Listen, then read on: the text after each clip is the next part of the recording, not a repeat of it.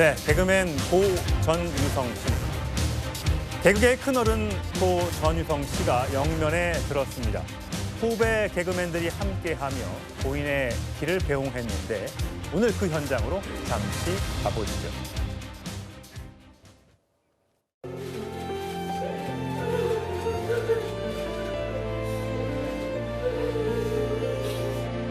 한국 코미디의 큰별 고 전유성 선배님을 보내드립니다. 선배님은 무대 위의 혁신가이자 무대 뒤의 스승이셨습니다. 웃음이 한 사회의 공기이고 문화임을 증명하셨습니다. 병원에서 교수님은 제게 나이 차이 많이 나는 친구, 즐거웠다, 고맙다, 그 말씀이 제 마음을 울렸습니다. 제자를 넘어서 친구라고 불러주셨고 그 따뜻한 마음 저는 평생 간직하겠습니다. 저에게는 병원에서의 4일이 40년 중에 가장 진실되고 진심이었습니다. 예, 후배 개그맨들이 굉장히 고인의 가는 길을 저렇게 눈물로 배웅을 했습니다.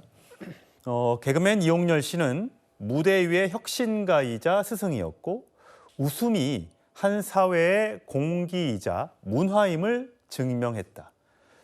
개그우먼 김신영 씨는 병원에서의 4일이 40년 중에 가장 진실된 시간이었고 나이 차이가 많이 나는 친구, 거의 손녀뻘 될 텐데 친구라고 표현을 했습니다.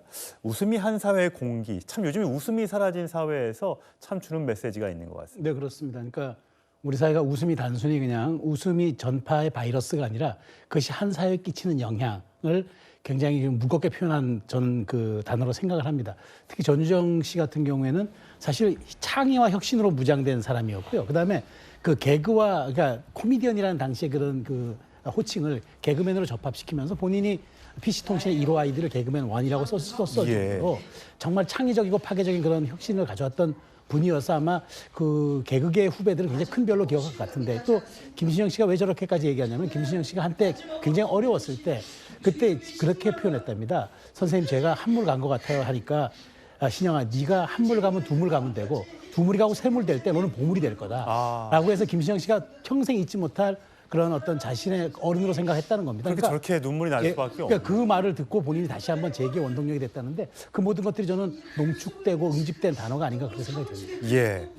오늘 저렇게 눈물로 배웅을 하는 후배들도 많았습니다만 웃음으로 승화시킨 후배도 있습니다. 바로 개그맨 김정렬 씨인데 영상으로 준비했습니다. 힘에 하는 길을 막고 싶습니다. 웃으시면서 가시기를 기원하는 아이들과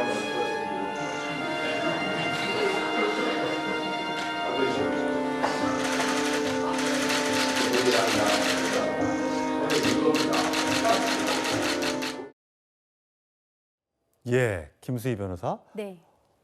사실 참 엄숙한 자리인데 김정렬 씨는 저런 또 퍼포먼스를 보임으로써 또 참석한 사람들을 또 다른 또 모습으로 이렇게 또 가는 길을 또 배웅을 하고 그랬네요. 아마 전유성 씨의 연결식이어서 가능했던 거 아닌가 싶습니다. 김학래 씨가 같이 사회를 보면서 김정렬 씨의 순서를 직접 소개했습니다. 형님께서 가시는 길 경쾌하고 즐겁게 가시라고 김정렬 씨의 숭구리당당을 하겠다 이렇게 소개를 했고요.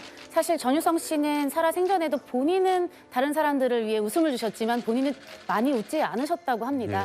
그럼에도 불구하고 이렇게 김정렬 씨의 숭구리당당을 보면 많이 웃으셨다고 했고 김정렬 씨는 저 동작을 하면서도 나 좀 보소, 가지 마소, 저도 곧 따라가겠습니다. 라고 해서 더욱더 좀 경쾌했지만 한편으로는 엄숙한 그런 분위기가 또 이어졌다고 합니다. 영정사진 속 고 전유성 씨가 저 모습을 보고 굉장히 웃었을 것 같습니다.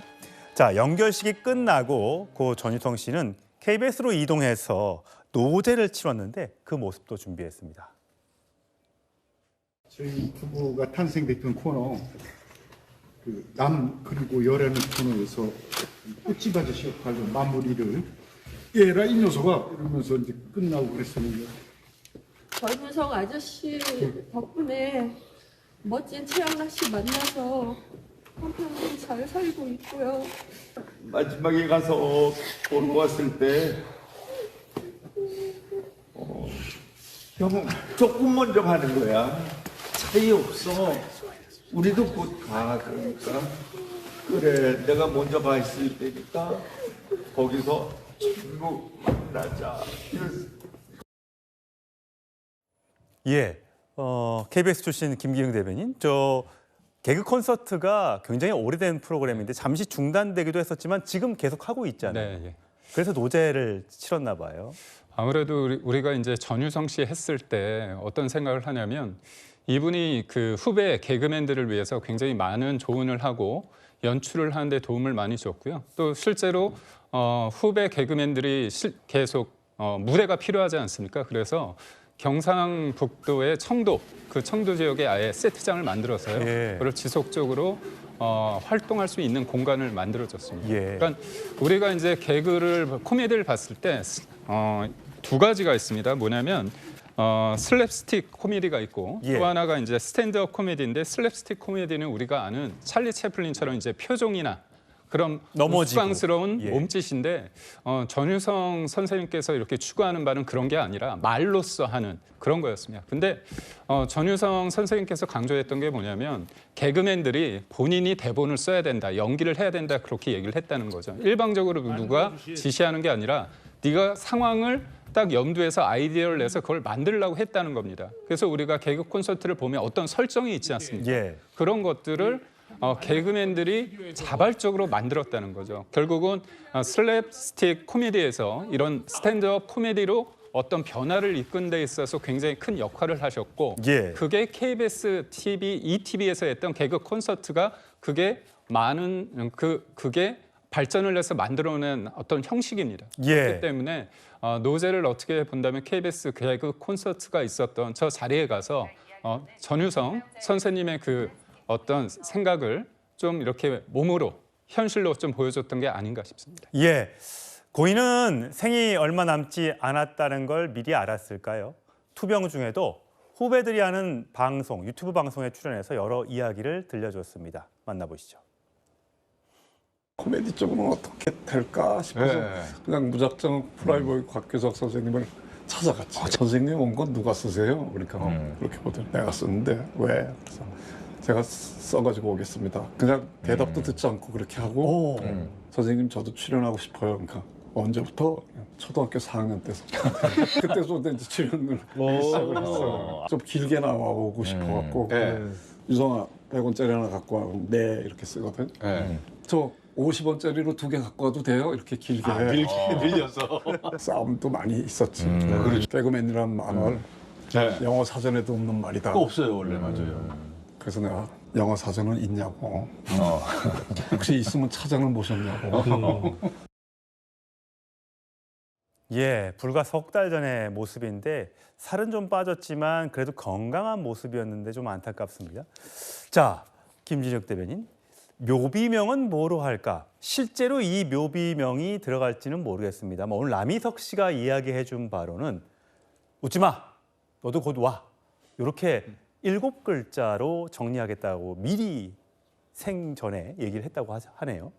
그렇습니다. 영국의 극작가 버나드 쇼는 본인의 묘지명에 우물쭈물하다 이럴 줄 알았지 이렇게 썼다고 하는데 전유성 씨는 묘지명에 무엇이라고 쓸까 많이들 궁금들 하실 것 같아요.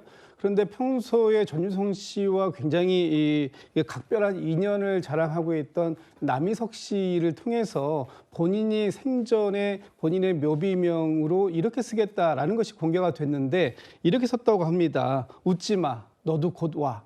이 말은 우리의 인생 철학이 이 한마디에 다 들어있는 게 아닐까요? 사람은 누구나 태어나고 살다가 한 번은 떠나는 길이 이 마지막 인생인데 그런 부분들에 있어서 슬퍼하지 마라. 늘 누구나 만나고 헤어짐은 있다라는 부분을 이렇게 쓰신 게 아닌가. 특히 웃지 마라라고 얘기한 것 본인이 평상시에 어떤 개그를 통해서 많은 국민들께 웃음을 선사했지만 정작 본인에게는 웃지 말라는 말씀을 남긴 것. 이 부분도 저는 마지막 가시는 고인의 어떤 인생 철학을 그대로 담고 있는 게 아닌가 싶어서 좀 오늘 하루 종일 뭉클한 그런 마음이 듭니다. 예, 하늘에선 부디 아프지 말고 평안하시길 삼가 고인의 명복을 빌면서 저는 준비한 9위 주제로 가겠습니다.